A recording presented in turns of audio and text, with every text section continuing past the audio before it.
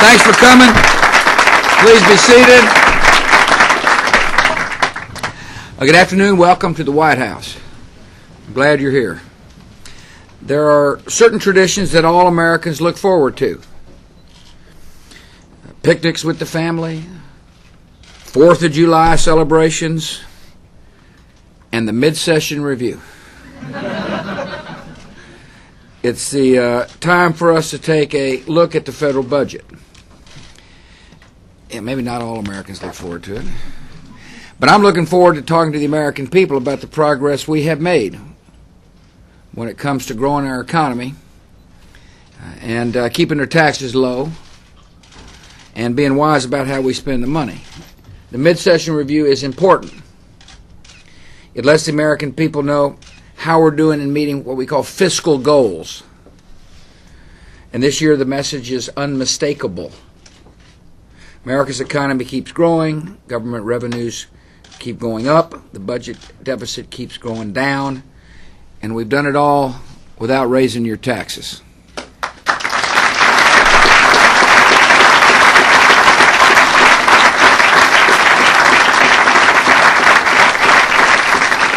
And the person in charge with watching the money here in the White House is Rob Portman, Office of the Management of Budget. Thank you for being here. Appreciate your service.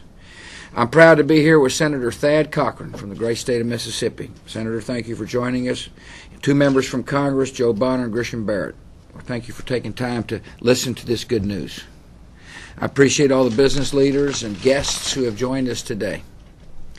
The release of the mid-session review is a good opportunity to take stock of the debate over taxes and spending in Washington.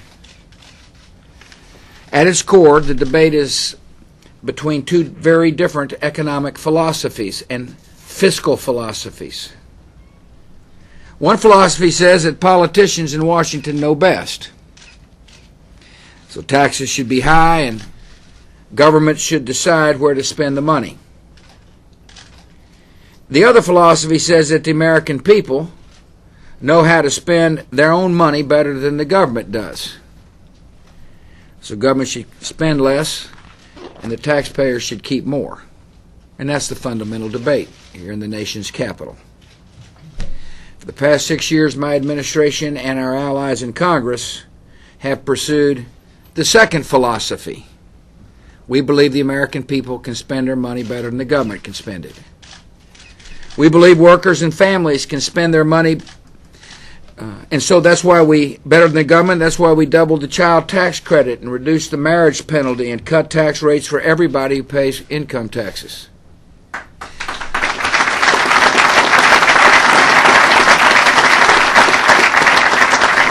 We believe that entrepreneurs can put their money to better use than the government can. That's what we believe, and we acted on that belief. So we reduced taxes on dividends and capital gains and created incentives for small businesses to invest and expand. We believe ranchers and farmers and family business owners can make better decisions about the future than the government can. That's why we put the death tax on the road to extinction.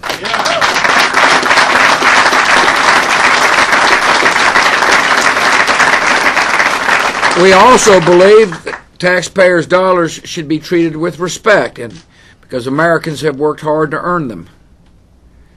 And we believe that taxpayers' dollars should be spent with restraint, because government programs are not the solution to every problem.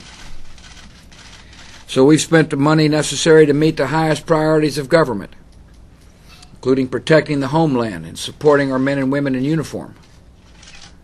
Meanwhile, we've tightened spending in other areas.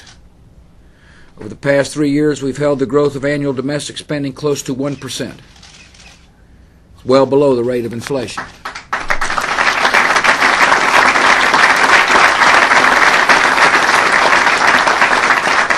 Some in Congress disagree with this approach. That's what you expect in a democracy. Not everybody agrees with what I've just described. They said it would not be possible to cut the deficit and deliver tax relief at the same time. They argued for increasing taxes. Well, events have proven them wrong. The critics can keep arguing with us, but they can't argue with the facts. We began cutting the taxes in 2001. And America's economy has grown for more than 5 years without interruption. Real after-tax income has increased nearly by 10%. That's an average of about $3,000 per person. Our economy has expanded by more than $1.9 trillion. During the time when we cut taxes to today, our economy has grown by more than $1.9 trillion. It's amounts as larger than the entire economy of Canada. Since the tax cuts took full effect in 2003, our economy has added more than 8.2 million new jobs.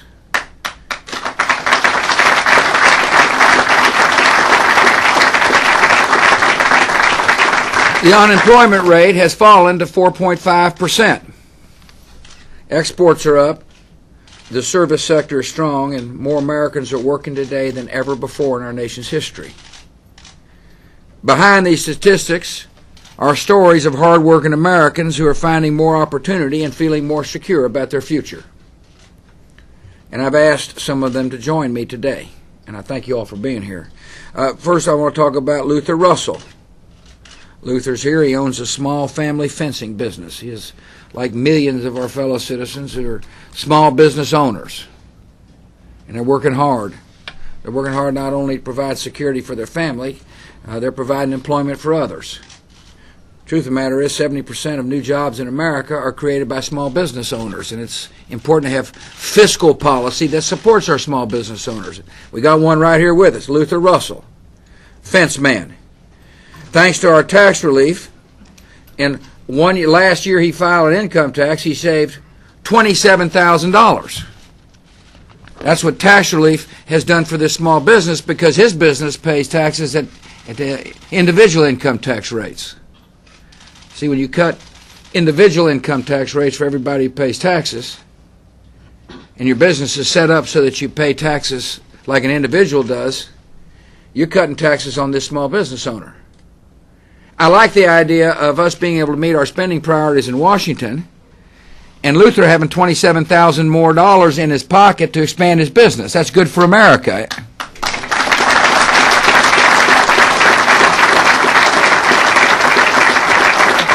Gary and Elizabeth Comparetto are here. They've got 8 children, and they saved $8,000 a year because of tax relief. Now, having 8 kids is an interesting challenge. Made easier by the fact that because of our tax relief, this good family has got $8,000 additional dollars so they can do their duty as a mother and father. Sharon Hawks is with us, serves in the National Guard. Her family is saving $3,600 annually on their taxes. I like the idea of our families having more money to be able to set aside for education, or set aside for savings, or to be able to expand their home. When I say I'd rather these people be spending their money than the government spending their money, I mean it. It's good for this country that this tax relief is substantial and real for working people. Jennifer Zedkowski is with us. She saved more than $2,000 a year on her taxes, and she's reinvesting the money to expand her pet shop. Tax relief makes a significant difference. Oh, I know, probably here some in Washington don't think $27,000 is a lot for a small business, or $2,000 doesn't amount much. Just ask these folks. It means a lot to them. And it means a lot to working people all across the United States that we cut the taxes. Because men and women like these here on this stage are powering our economic resurgence. That's how the economy works. When you got more money in your pockets to save, spend, or invest, this causes this economy to grow. And we need to keep the government out of their wallets and out of their way in order to keep this economic recovery strong.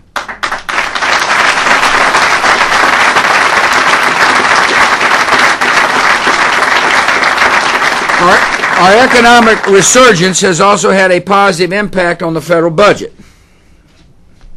A growing economy has led to growing tax revenues. because people who are making more money are also paying more taxes. That pie is growing. The tax rates remain the same, but the pie is growing, which has yielded more federal revenues. Today's mid-session review shows that this year's federal tax receipts are expected to be $167 billion higher than last year's. That's an increase of nearly 7%. And over the last 3 years, tax revenues have grown 37%. It's one of the highest jumps in revenues on record. These growing tax revenues, combined with spending restraint, are driving down the federal deficit. The mid-session review estimates that this year's deficit will drop to $205 billion. That's down more than $200 billion from 2004. It's down more than $43 billion from last year. And it's even down from last February's projections. More importantly, the size of the deficit is down to only 1.5% of America's economy. One way to be able to measure how we're doing with the deficit relative to other years is to measure it as a percentage of GDP.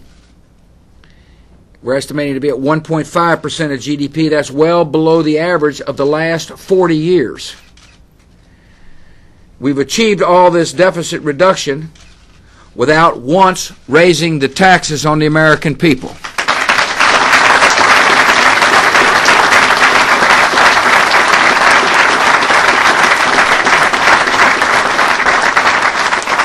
It's good news, but there's more work to be done.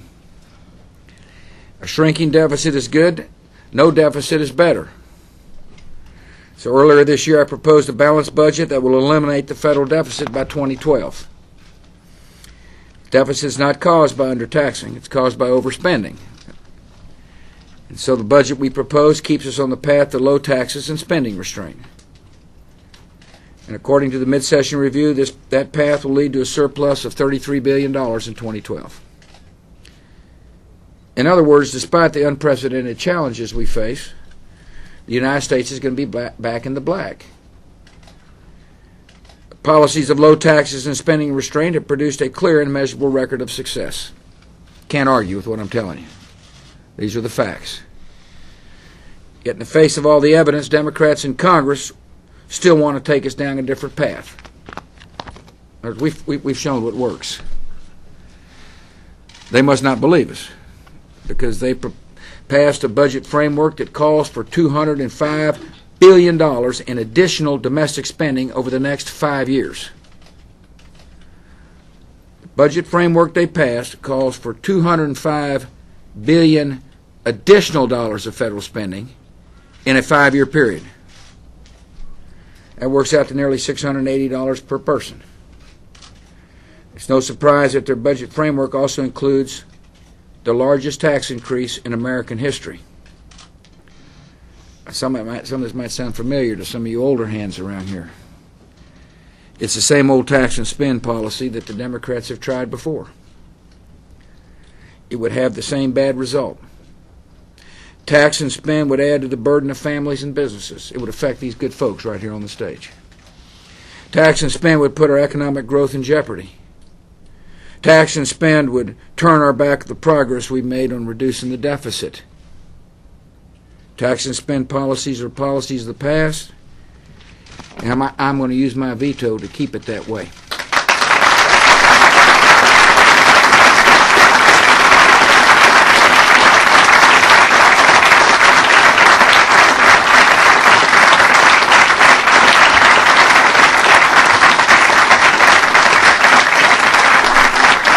The Democrats are also delaying the 12 basic spending bills that are needed to keep the federal government running. At their current pace, I am not likely to see a single one of these must-pass spending bills before Congress leaves Washington for a 4-week recess. And by the time they return, they will have less than a month before the fiscal year ends on September 30th to pass the appropriations bills. It's important that they honor the pledges they made when they took control of the Congress. And that is, they pledged a policy of transparent government and fiscal responsibility. Well, now's the time to show that they're serious. And one way they can do so is they can pass spending bills on time. Instead of creating a massive bill at the end of the process that will be so large that no one can possibly read it and anyone can hide wasteful spending in it. The Democrats should honor their commitment to fiscal discipline by passing these bills in a way that sustains our growing economy and balances the federal budget. I'm going to work with members of both parties to achieve these goals. And as we do, there are other budget challenges we need to take on.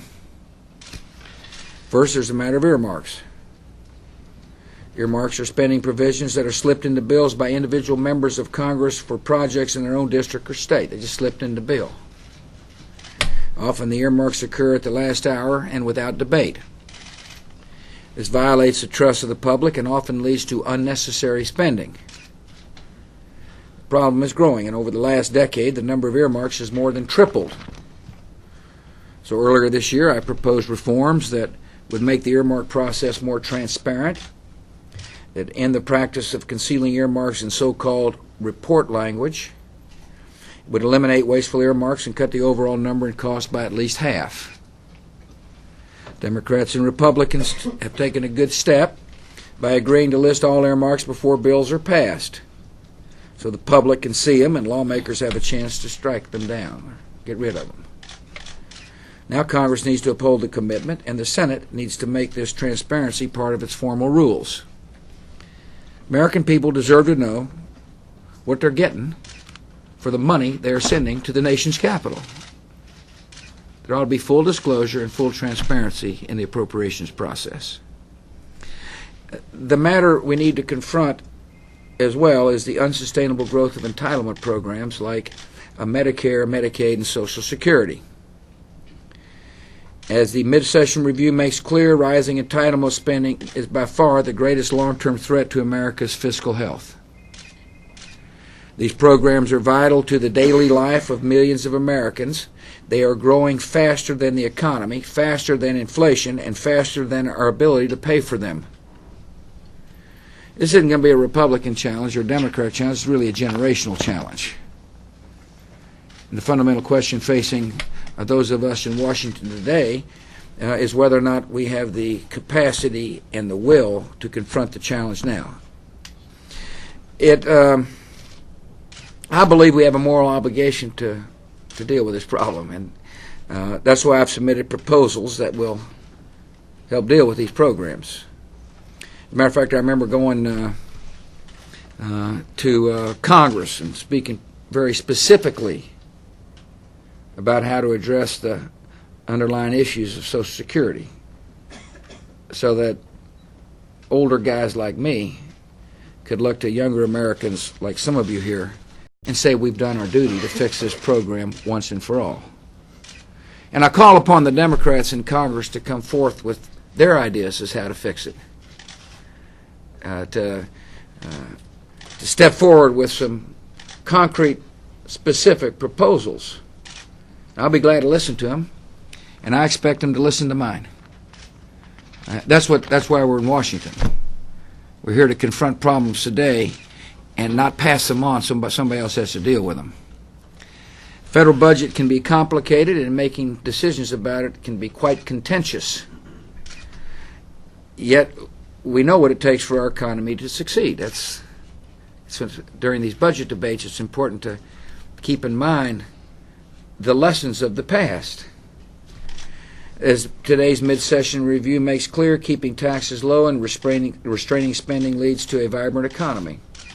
It leads to new jobs. It leads to better opportunities, and it leads to a shrinking deficit. Pro-growth policies work, and now is not the time to turn our back on them. I'm going to work with Republicans and Democrats alike to continue these policies so we can keep our economy competitive, so we can keep our economy growing, and so we can remain the world leader for generations to come. Honored you guys are here. Thank you all for coming. God bless.